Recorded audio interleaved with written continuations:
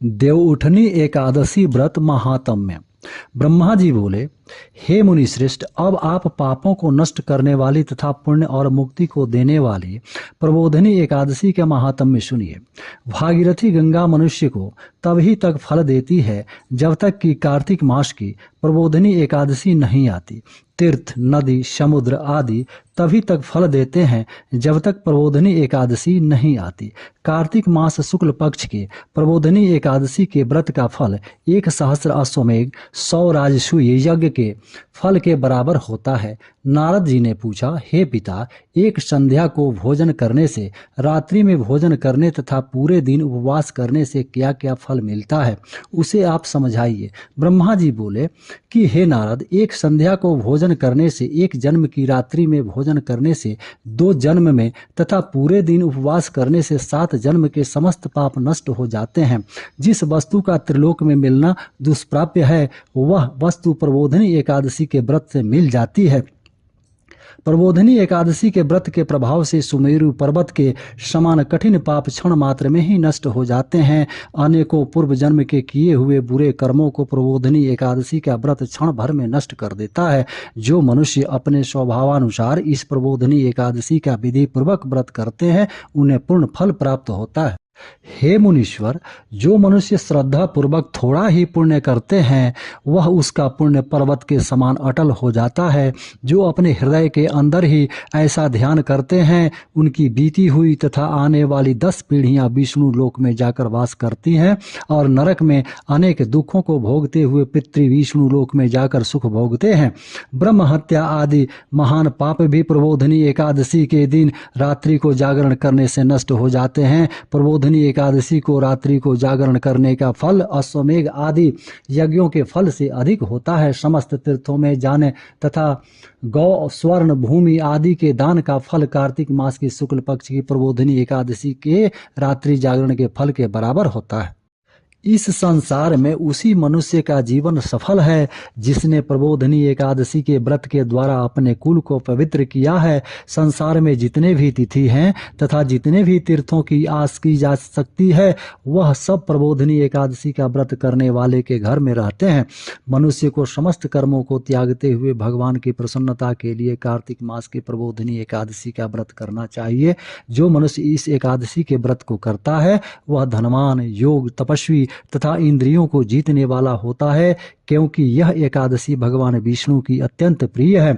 इस व्रत के प्रभाव से मनुष्य पुनः जन्म लेता है। इस व्रत के प्रभाव से कामिक, वाचिक और मानसिक पाप नष्ट हो जाता है। इस एकादशी के दिन जो भी भगवान की प्राप्ति के लिए दान, तप, होम, यज्ञ आदि करते हैं, उन्हें अक्षय पुण्य मिलता है। प्रबोधनी एकादशी के दिन भगवान की पूजा करने से बल, यौवन और वृद्धावस्था के समस्त पाप नष्ट हो जाते हैं। इस एकादशी की रात्रि को जागरण करने का फल सूर्य ग्रहण के समय स्नान करने के फल से सहस्र गुना अधिक होता है। मनुष्य जन्म से लेकर जो पुण्य करता है, वह पुण्य प्रबोधनी एकादशी के व्रत के पुण्य के सामने व्यर्थ है।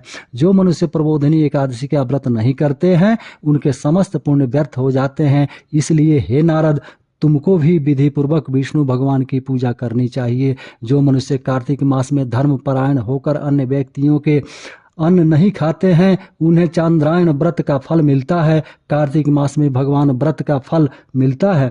कार्तिक मास में भगवान दान आदि से उतने प्रसन्न नहीं होते जितने कि शास्त्रों की कथा सुनने से प्रसन्न होते हैं। कार्तिक मास में जो मनुष्य भगवान की कथा को थोड़ा बहुत पढ़ते या सुनते हैं, उन्हें 100 गौ के दान का फल मिलता है। जो मनुष्य अपने कल्याण के लिए विष्णु भगवान की कथा सुनते हैं, वे अपने कुटुंब का उद्धार करके 1,000 गौदान का फल पाते हैं। जो मनुष्य प्रबोधनी एकादशी के दिन विष्णु की कथा सुनते हैं, उन्हें 7 द्वीपों के दान का फल मिलता है। जो विष्णु की कथा भक्ति पूर्वक सुनते हैं और कथा बाँचने वाले ब्राह्मण की यथोचित पूजा करते हैं तथा उसे संतुष्ट करते हैं वे उत्तम लोक को जाते हैं। इस पर नारद जी बोले, हे ब्रह्मा जी, अब आप एकादशी के व्रत का विधान कहिए और कैसा व्रत करने से कौन सा पुण्य मिलता है वह भी समझाइए। ब्रह्मा जी बोले, हे नारद, इस एकादशी के दिन मनुष्य को ब्रह्म मुहूर्त में उठना चाहिए और नदी, तालाब, कुआं आदि पर स्नान करके व्रत का नियम ग्रहण करना चाहिए। उस समय भगवान को विनय करनी चाहिए कि हे भगवान, आज मैं निराहार रहूंगा और दूसरे दिन भोजन करूंगा, इसलिए आप मेरी रक्षा करें। इस प्रकार विनय करके भगवान की पूजा करनी चाहिए और व्रत प्रारंभ करना चाहिए। उस रात्रि को भगवान के समीप गीत, नृत्य, बाजे तथा कथा कीर्तन से समय व्यतीत करनी चाहिए। प्रबोधिनी एकादशी के दिन कृपणता को त्याग कर बहुत से पुष्प, अगरबत्ती, धूप आदि से भगवान की आराधना करनी चाहिए। शंख के जल से भगवान को अर्घ्य देना चाहिए। इसका फल तीर्थ दान आदि से करोड़ गुना अधिक होता है। जो मनुष्य अगस्त पुष्प से भगवान की पूजा करते हैं उनके सामने इंद्र भी हाथ जोड़ता है। कार्तिक मास में जो बिल्व पत्र से भगवान की पूजा करते हैं उन्हें अंत में मुक्ति मिलती है। कार्तिक में जो मनुष्य तुलसी जी से भगवान की पूजा करता है उसके 10,000 जन्म के समस्त पाप नष्ट हो जाते हैं।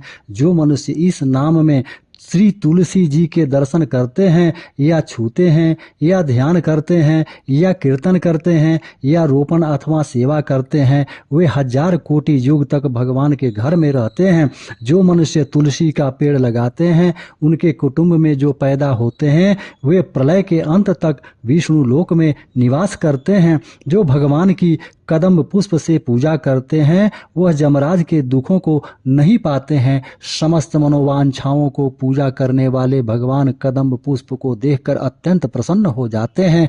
यदि उनकी कदम्ब पुष्प से पूजा की जाए तो फिर बात ही क्या है। जो गुलाब के पुष्प से भगवान की पूजा करते हैं उन्हें मुक्ति मिलती है। जो मनुष्य बकुल और अशोक के फूलों से भगवान की पूजा करते हैं वह अनंत काल तक शोक से रहित होते हैं। जो मनुष्य विष्णु भगवान की सफेद और लाल कनेर के फूलों से पूजा करते हैं उन पर भगवान अत्यंत प्रसन्न होते हैं।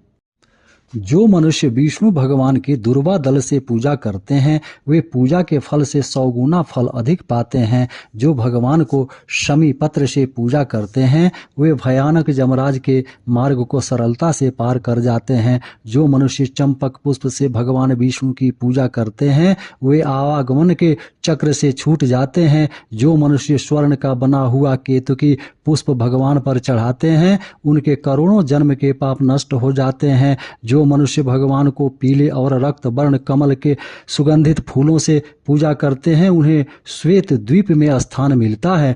इस प्रकार रात्रि में भगवान की पूजा करके प्रातः काल शुद्ध जल की नदी में स्नान करना चाहिए। स्नान करने के पश्चात भगवान की प्रार्थना करते हुए घर आकर भगवान की पूजा करनी चाहिए। इसके बाद व्रत के लिए ब्राह्मणों को भोजन कराना चाहिए और दक्षिणा देकर मीठे वाक्यों द्वारा उनको विदा करना चाहिए। इसके उपरांत भोजन, गौ और दक्षिणा से गुरु की पूजा करनी चाहिए और ब्राह्मणों को भूर्यसी दक्षिणा देकर नियम को छोड़ना चाहिए।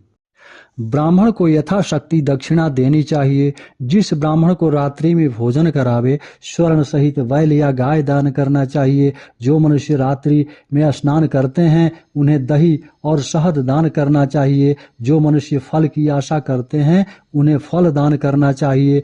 तेल की जगह घी और घी की जगह दूध और अन्नों में चावल दान करना चाहिए। जो मनुष्य इस व्रत में भूमि पर शयन करते हैं उन्हें सब वस्तुओं सहित शैया दान करना चाहिए। जो मौन धारण करते हैं उन्हें स्वर्ण सहित तिल दान करना चाहिए। जो मनुष्य कार्तिक मास में जूते धारण नहीं करते हैं उन्हें जूते दान करना चाहिए। जो इस मास में नमक त्यागते हैं उन्हें शक्कर दान करनी चाहिए। जो मनुष्य नित्य प्रति देव मंदिरों में दीप जलाते हैं उन्हें स्वर्ण या तांबे के दीप को घी तथा बत्ती सहित दान करना चाहिए। जो मनुष्य चातुर्मास्य व्रत में किसी वस्तु को त्याग देते हैं उन्हें उस दिन से पुनः ग्रहण करनी चाहिए। जो मनुष्य प्रबोधनी एकादशी के दिन विधि पूर्वक व्रत करते हैं उन्हें अत्यंत सुख मिलता और अंत में स्वर्ग को जाते हैं। जो मनुष्य चातुर्मास्य व्रत को बिना किसी विघ्न के पूरा कर देते हैं उन्हें दोबारा जन्म नहीं मिलता। जिन मनुष्यों को व्रत खंडित हो जाता है वह नरक को जाते हैं। जो मनुष्य इस एकादशी के महात्म्य को सुनता है अथवा पढ़ता है उसे अनेक गौदान का फल मिलता है। जय श्री हरि।